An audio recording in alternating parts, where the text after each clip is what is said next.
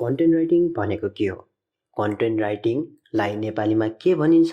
यस्ता पोइन्ट्सहरू आज म तपाईहरुलाई बताउन गइरहेको छु, जुन पोइन्ट्सले चाहिँ हजुरहरूलाई सहयोग गर्छ बुझ्नको लागि कन्टेन्ट राइटिङ भनेको के हो भनेर। नम्बर 1 मा रहेको छ कन्टेन्ट राइटिङ भन्नाले डिजिटल प्लेटफर्महरू जस्तै हाम्रो वेबसाइट, ब्लग, सोशल मिडिया साइटहरू भयो हैन, इमेल भयो, न्युजलेटरहरू भयो इत्यादिको लागि कुनै एक विषयमा रहेर चाहिँ लेख्नु। यिनीहरू साइटहरूको लागि हैन, कुनै पनि यी प्लेटफर्महरूमा कुनै पनि हामी केही लेख्छौं भने त्यसको लागि चाहिँ सामग्री भनिन्छ नि, कुराहरू तयार गर्नु नै कन्टेन्ट हो। र हाम्रो सेकेन्ड नम्बरमा रहेको छ कन्टेन्ट राइटिङको लक्ष्य भनेको यही हो कि दर्शकहरूको लागि उनीहरूको आवश्यकता अनुसार, रुचि अनुसार बहुमूल्य जानकारीहरू प्रदान गरेर संलग्न गराउनु, जानकारी गराउनु, मनाउनु पनि हो है साथीहरू। र हाम्रो थर्ड नम्बरमा रहेको छ इफेक्टिभ कन्टेन्ट लेख्नका लागि हामीले धेरै रिसर्च गर्नुपर्छ। कुनै एक विषयमा कन्टेन्ट लेख्दै छौं भने नि त्यो विषयमा धेरै रिसर्च गरेर आफूलाई पोख्त बनाएर एक्युरेट इन्फर्मेसन लेख्न सक्नुपर्छ हैन। जे पाए त्यही लेखेर त भएन। धेरै रिसर्च गरिसकेपछि, धेरै थोक जानिसकेपछि त्यहाँबाट चाहिँ आफूले जानेको कुराहरू लेख्ने र त्यसलाई कुन साइट, कुन प्लेटफर्ममा पोस्ट गर्ने अनि त्यसमा अपलोड गरिदिने हो, ताकि भिजिटरहरू आएर पढ्न पनि अलि मजा आओस् हैन, केही कुरा पाउन्, नलेजहरू, इन्फर्मेसनहरू। र नम्बर 4 मा रहेको छ कन्टेन्ट राइटर बन्नु छ भने हामीले हाम्रो कन्टेन्टलाई स्पष्ट रूपमा हैन, संक्षिप्त र बुझ्न सजिलो हुने शैलीमा लेख्नु पर्दछ। लेखेका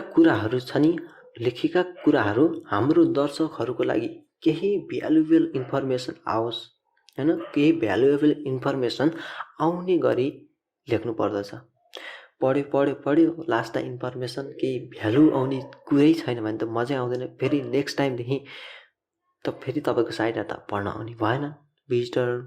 त्यसैले एकचोटि आउने भिजिटरहरूलाई चाहिँ फेरि आउने बनाउनको लागि हामीले हाम्रो कन्टेन्टमा चाहिँ यस्तो भ्यालुएबल इन्फर्मेसन प्रोभाइड गरिदिनु पर्यो ताकि उनीहरूले मनबाट खोजेका कुराहरू हैन, बुझ्न खोजेका कुराहरू चाहिँ त्यहाँ पाउन् कि हाम्रो कन्टेन्टमा पाउन्। र फेरि पनि यसले राम्रो लेख्छ है भनेर फेरि पनि तपाईकै साइटमा रिटर्न हुने तरिकाले लेख्नु पर्यो के, भ्यालुएबल इन्फर्मेसन चाहिँ प्रोभाइड हुने गरी लेख्नु पर्यो। नम्बर 5 मा रहेको छ कन्टेन्ट लेख्दा हामीले छोटो सेन्टेन्समा लेख्नुपर्छ र महत्त्वपूर्ण कुराहरू, इन्फर्मेसनहरूलाई हामीले हाइलाइट गर्नुपर्छ ताकि भिजिटरहरूको नजरमा ती हाइलाइट गरेका कुराहरू पर्छ। ती कुराहरू क्याची टाइपको पनि हुन्छ कि, कुनै पनि हाइलाइट गरेको टेक्स्टमा हाइलाइट गरेको छ भने त्यहाँ सिधै नजर जान्छ नि हैन। त्यहाँ नजर गयो भने के रहेछ भनेर पढ्दाखेरि त्यो किवर्ड चाहिँ युजमा आउनु पर्यो क्या। त्यो किवर्डले चाहिँ अलि हेडलाइनले नै पढौँ हुनु पर्यो त्यो हाइलाइट गरेको ठाउँमा है त साथीहरू। र नम्बर 6 मा रहेको छ हामीले कुनै पनि विषय उठाएर लेख्न थाल्यौँ भने नि त्यो विषयको हेडलाइन चाहिँ must use by the target audience हुनुपर्छ। प्रयोगमा आइरहने शब्दहरू छानेर हेडलाइन बनाउनु पर्छ। अघि नै भनिसके, जुन कुरा चाहिँ, जुन वर्ड चाहिँ डेली लाइफमा प्रयोग हुन्छ नि, यदि तपाईँको कुनै विषयमा लेख्दै हुनुहुन्छ भने सधैँ प्रयोग हुने शब्दहरू प्रयोग गरेर चाहिँ हेडलाइन बनाउन कोसिस गर्नु क्या साथीहरू। त्यसले नि केही एटेन्सन पाउँछ हाम्रो कन्टेन्टलाई, कन्टेन्ट अलि पढ्न रुचाउँछन्।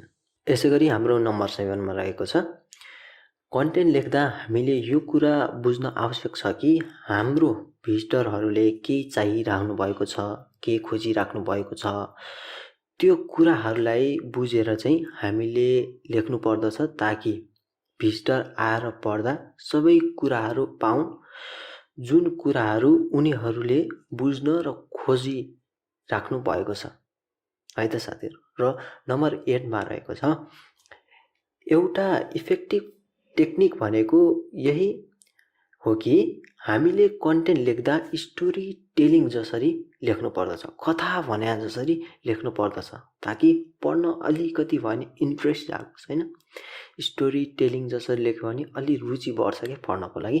त्यसैले हामीले हाम्रो कन्टेन्ट लेख्दा चाहिँ स्टोरी टेलिङ जसरी लेख्नु पर्दछ है त साथीहरू। नम्बर 9 मा रहेको छ, अब इफेक्टिभ कन्टेन्ट त भन्यौँ। इफेक्टिभ कन्टेन्ट लेख्नको लागि चाहिँ क्रिएटिभिटी, रिसर्च र स्ट्रेन्ज थिङ्किङहरूलाई कम्बाइन गरेर लेख्छौँ भने हाम्रो त्यो कन्टेन्ट चाहिँ क्वालिटी कन्टेन्ट हुन्छ क्या, अलि युनिकनेस आउँछ होइन। आफैले केही कुरा डिफ्रेन्ट टेस्ट हुन्छ क्या पढ्दाखेरि भिजिटरहरूलाई, रिडर। यी केही पोइन्ट्सहरू रहे कन्टेन्ट राइटिङ भनेको के हो भनेर बुझ्नको लागि। र कन्टेन्ट राइटिङलाई नेपालीमा चाहिँ सामग्री लेखन भनेर बुझिन्छ। साथीहरू, कन्टेन्ट राइटिङको बारेमा अन्य केही कुराहरू छ भने तपाईँ मलाई कमेन्ट गरेर सोध्न सक्नुहुन्छ। म अर्को भिडियोमा ती प्रश्नका उत्तर दिन खोज्नेछु। र यदि तपाईँ यो च्यानलमा नयाँ हुनुहुन्छ भने सब्सक्राइब, लाइक गर्न चाहिँ नबिर्सिनुहोला। यति नै भन्दै म जिप फ्यामिलीबाट आजको यस भिडियो अन्त्य गर्न चाहन्छु। जय नेपाल।